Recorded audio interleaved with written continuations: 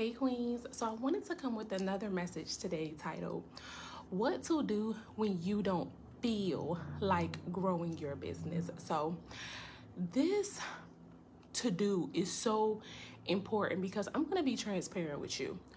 No entrepreneur feels like growing their business 24/7, right? And to be honest with you, as female business owners, right, as female corporate women, we automatically have a lot of feelings, right? We're coming up to a full moon. If you look outside, the moon is so big outside, and we operate on our feelings. So let's be honest and transparent right now that I know you don't always feel like working on your business. I don't always feel like working on my business, but what do I do? What do we do as successful business women? So here it is. Instead of seeing it as working on your business, which is the professional side of confidence, I want you to start feeling like working on yourself, the personal side of confidence. So let's jump right in.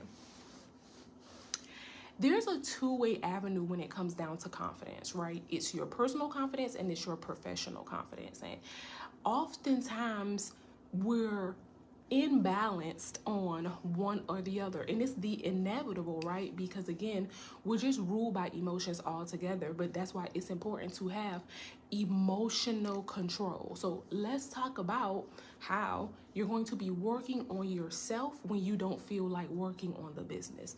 The first part in working on yourself that I want you to start to gain control over is, again, the emotions, right? You're going to go through different emotions depending on where you are inside of your business. One benefit that I love when I'm working with my clients is working with a woman who is purposeful. Because see, when you're operating in purpose, when you're operating in your why, you're going to continue growing your dream business, right? You're going to continue being creative in your dream business. But you also recognize that there are times you don't feel like it, right? So if you can take the time to start to gain the emotional control behind the feelings that you start to have when you go through those days inside of your business, you can easily start to feel better, right? So let's even take the concept of the emotions on a even deeper level, right? Let's get even more realistic. You're waking up in the morning, right? 1 second, Rubber is waking up, you guys.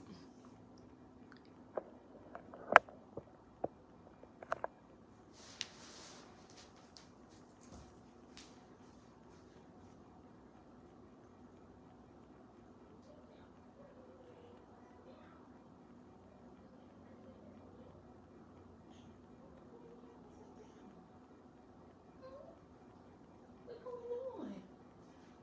You wanna go back to sleep?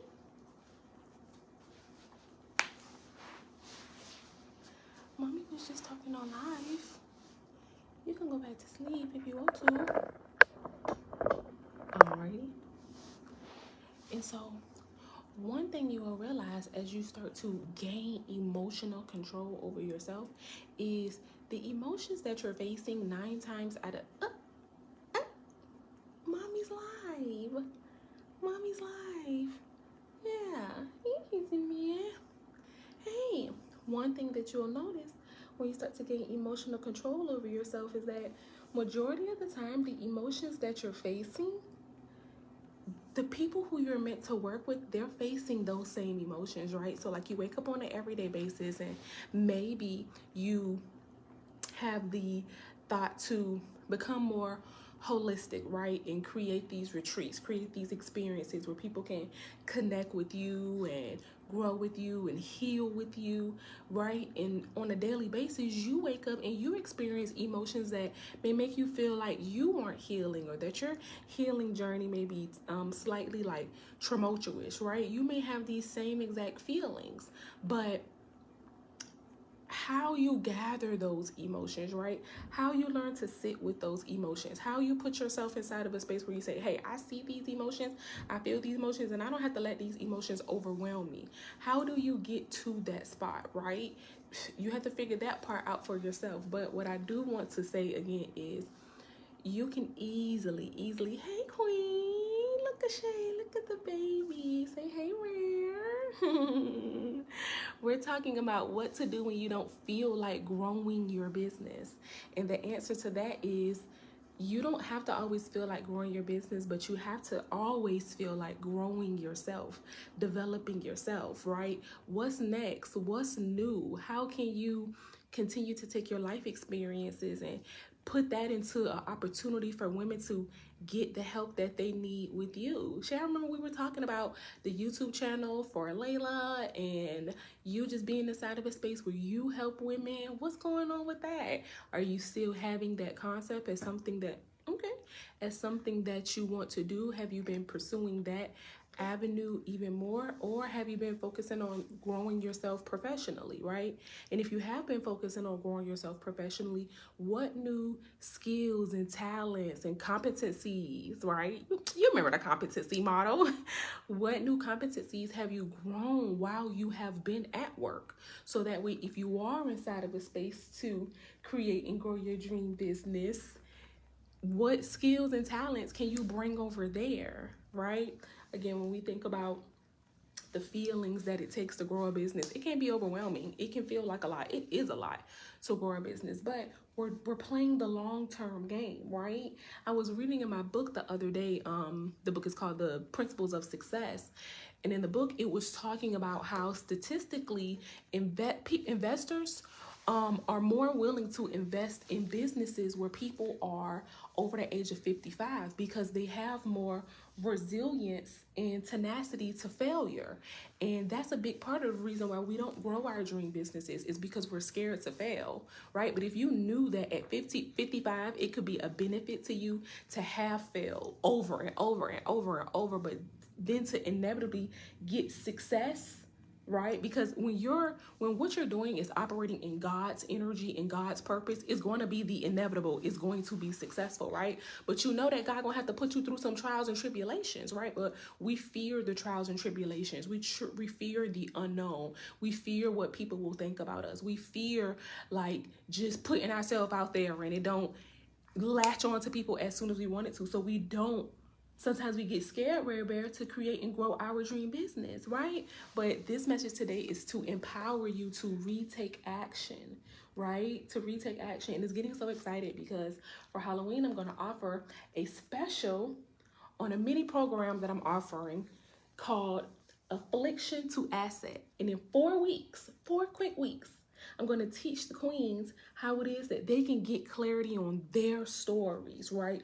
On their traumas, on their afflictions, and help them transform their mindset to let them know that it's their asset. You just have to start telling the story, and you have to connect your stories to the business, and you have to connect your stories to people, because that's then how people know that you're the one that they need to be connected with, Rare Bear. But sometimes we hide our stories.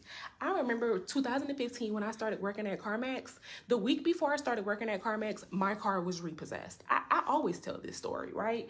My car was repossessed. I got kicked out of college for partying for 2 semesters straight, 8 straight F's in a row, okay? I was thugging real hard, right? I'm not afraid to tell that story, right? I'm not afraid to just be inside of a space where I can share the afflictions, because they're my biggest assets. Here we are now, 2024, and I just was featured on the podcast 2 weeks ago, where from me just talking about in my quick bio, going from car being repossessed to coaching leaders and associates in my own business and at CarMax, which is a truth.